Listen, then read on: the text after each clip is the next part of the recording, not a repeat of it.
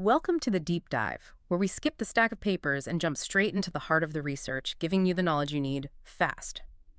Today, we are tackling a critical but an incredibly slippery subject. It's about recognizing a specific and brilliant way people process and acquire language. It's known as the Gestalt language processor, or GLP. And the tension at the center of the source material we analyzed is fascinating and, frankly, a huge problem for practitioners.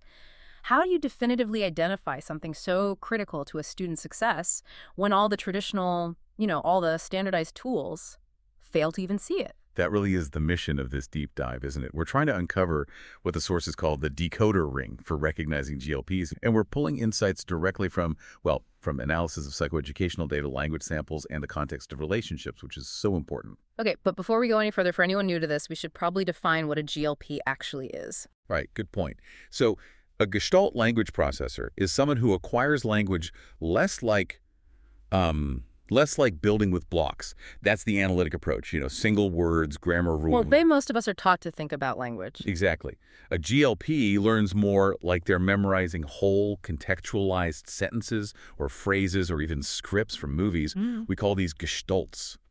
Think of it like learning a language by first memorizing entire songs, and only much, much later do you start to break those chunks down into individual words. So they start with the whole thing, the meaning, the intonation, the emotion, and work backwards to the parts. Precisely. It's a fundamentally different path. And that's why we have to start with the core premise, which the sources state right up front. There's no test for Gestalt processing. And for a professional or a parent who's trying to get answers, that statement is, well, it's alarming. It is. Or it gets dismissed as, a failure of the research. But the sources argue that this absence of a test, it isn't an oversight. It's actually a structural feature of how Gestalt processing works. It just resists the tools we usually apply. So our challenge today is to figure out what practitioners should be looking for instead of that convenient photocopied checklist. Exactly. Okay, so let's jump into that first major hurdle. When professionals see a complex behavior, our whole system is built to find a simple, standardized solution. It's comforting, right? It promises objectivity. Yeah. So what is it that people are really hoping to find when they ask, how do I know if this person is a GLP? They're seeking certainty without change. That's what it comes down to. They want a tool, a checklist, maybe a subtest from a larger assessment. Something they can do in 30 minutes. Right. Something they can administer in a controlled session without having to significantly change their existing evaluation practice. They want something that can be normed, cited in a report, and just slotted neatly into their paperwork. It's that natural administrative impulse to standardize something that is incredibly complex. It is. And the sources are clear that this whole quest is, it's doomed to fail. So why is that? It's because of that structural barrier we mentioned. Gestalt processing, by its very nature, it resists being broken apart. It resists fragmentation. Okay. So if you try to understand their language by pulling it apart, by testing single vocabulary words or asking about grammar, the actual essence of the Gestalt, it just vanishes. I love the analogy in the source material about music. Well, it's perfect. Yeah. Standardized tests are designed to pull out the individual notes. They want to find every C sharp. But Gestalt isn't the note. It's the entire melody, the rhythm, the feeling behind it. If you take that melody and just insist on scoring the individual notes, you've destroyed the music. The whole thing just retreats. That is a brilliant way to put it. So if the test is flawed by its very design, because it's looking for fragments, for building blocks, what kind of change are we asking practitioners to make? How does seeing the whole actually look on the ground? Yeah. And how do you convince a skeptical administrator that this slower, more observational process is what's needed? It's a huge paradigm shift. We have to understand that if we can't test for it, we have to observe it. We have to move from a mindset of extraction to one of synthesis. Which brings us directly to what the sources call the decoder ring. This idea that you have to read patterns that emerge not from a single test score, but across lots of different data points over time. Exactly. We have to learn to synthesize instead of dissect. We have to define the conditions where Gestalt processing does actually show itself, because it's not going to appear on cue in a standardized evaluation. So what are those conditions? The sources specify 3 key, absolutely necessary conditions. First, the patterns have to emerge over time. Okay, over time. So not a one-and-done 30-minute test? Not at all.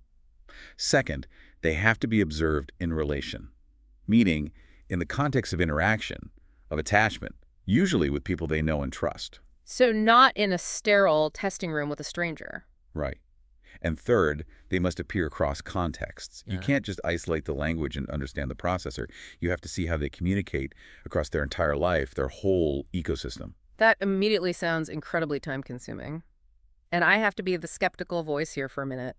If I'm a busy case manager, I've got a massive caseload, a deadline for this assessment.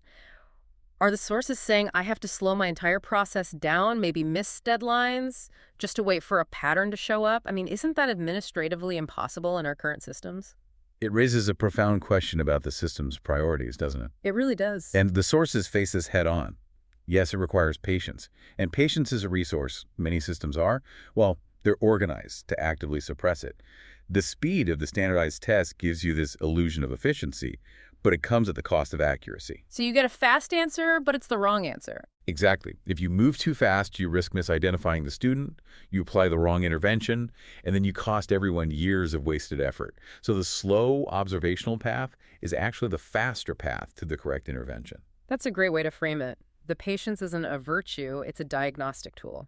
It is. So beyond patience, what other skills does this demand from an observer? It demands qualities that, again, many systems are set up to avoid because they feel subjective.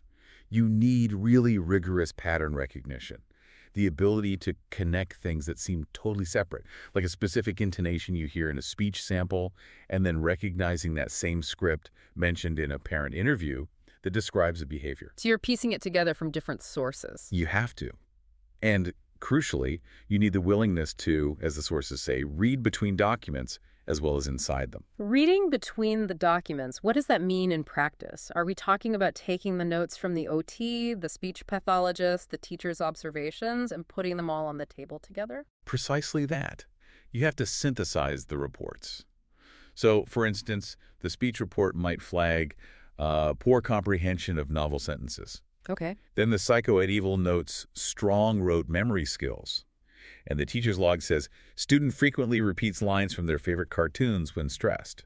Individually, those are just bullet points. They're fragments, but together they create a convergence, a clear three-dimensional image of a person who was relying on memorized gestalts for communication and for emotional regulation. The pattern only emerges when you put those documents next to each other, step back, and look for the shape they make together. That's forensic analysis, really, applied to communication. It is. The failure of the tool becomes the lesson. And this powerful insight, it didn't come from some abstract academic exercise. The author of the source material, Jaime Hoerricks, a PhD, notes that this method was learned through sheer necessity, not theory first. Right. And it's important to note the author is an ADHD Gestalt processor themselves, and a teacher and a case manager. They understand this from the inside and the outside. And that necessity, it came about because the tools they were supposed to use just failed completely. Failed spectacularly. The source describes how the tools they were required to use just could not see the students. They were only equipped to register the fragments, but they were blind to the larger field, the whole person, and their functional reality. That's a real moment of reckoning for a professional, isn't it? Realizing the data you rely on is actually hiding the truth. It has to be. Let's dive into those specific failures, because this is where the theory becomes really actionable for our listener. You mentioned the old tools produce results that were actively misleading. What are some of those examples the author gives? Well, the tools generated three major types of failure, and they all stemmed from stripping away the context. Okay, what's the first one? The first was generating scores without orientation. So you'd have a number, say, a low score on receptive language, but that score had no context for what it actually meant in the student's real life. It's just a number on a page. Right. It might score the student as having a limited vocabulary, when in reality, they have an incredibly rich functional vocabulary that's just stored in gestalts, which the test doesn't recognize as language. So the score is mathematically accurate inside the test, but functionally irrelevant outside of it. So the score says, cannot answer simple question X, when the truth is, answers complex questions using memorized phrases Z and Y, but can't break those down to answer question X. You've got it. And that leads to the second failure, behaviors without meaning. Behaviors without meaning. Can you give us an example of that? Absolutely. Imagine a student is struggling with a math assignment. They start to cry and shout, "I need a drink." Okay. A standardized observation might score that as inappropriate demanding language or avoidance behavior. The action is recorded, but it's disconnected from its purpose. But through pattern recognition, over time, the observer might realize that this student first learned that script, "I need a drink," while waiting at a hospital after a really bad fall. For them, that phrase isn't about being thirsty. It's a powerful, memorized gestalt for, "I am in distress and I need intense comfort right now." The old Wow. tools just produce a list of actions. The new approach demands that we recognize the communicative intent behind the action. The language is the behavior, and it holds this deep personal meaning. So the standardized score is not just useless, it's actively defining the behavior incorrectly. That's it. Which brings us to the third failure. Language stripped of the conditions under which it actually functioned. What does that mean? This one is maybe the most critical for GLPs. Yeah. In the attempt to find singular analyzable words, the assessment just throws out the whole chunk. It discards the intonation, the context of where it was learned, all the things that give the language its meaning for the GLP. So if a GLP says, "Look at that big dog," in a perfect movie trailer voice. Right. The standardized test might only record the words "big dog" and maybe test if the student understands the word "big." It completely ignores the how, that international melody, which is the real signal that this is a script, a unified whole that's stored in their memory. And that failure of the system, its inability to see the whole, the melody, that's what forced the author, Dr. Hoerricks, to learn to read differently. This shift from obsessing over the fragments from a test to observing the whole field of converging patterns, that's the core insight here. It is. The system was designed to find parts, and by only finding parts, it actively misclassified the whole person. The irony is just profound. How so? The only way to achieve that standardization and efficiency, that quick test, is to fundamentally eliminate the complexity that defines the GLP in the first place. So you ensure the outcome is standardized, but wrong. So, to summarize the crucial shift we've covered today, recognizing a Gestalt language processor means we have to completely abandon the search for a quick, single snapshot standardized test. Instead, we have to embrace patience. We have to commit to pattern recognition and understand that accurate identification only happens when you observe the student in context, across many contexts, and invest in that relationship over time. And if you connect this to the broader picture, it raises a really important question for every professional out there. Which is? If profound knowledge about something as fundamental as language requires recognizing patterns over significant time spans, what does that imply about all the other complex human behaviors we're trying to measure? You mean things like executive function or autism diagnosis or mental health? All of it. All the things our systems are trying to capture with these quick single snapshot tests. Yeah. It suggests that if we aren't seeing the whole person, it might be because our measurement tools are structurally flawed, not because a person is too complex to measure. We're holding up a mirror to the limitations of our own system. That's exactly it. A powerful thought to leave you with, building on the sources we analyzed today. If the tools we collectively rely on are only designed to extract parts, if they are only sensitive to fragmented, isolated data points, what meaningful fields, what entire experiences or whole ways of processing are we collectively missing just because they require the patience and the willingness to read between the documents and wait for the true, slow, meaningful pattern to emerge? Thanks for diving deep with us.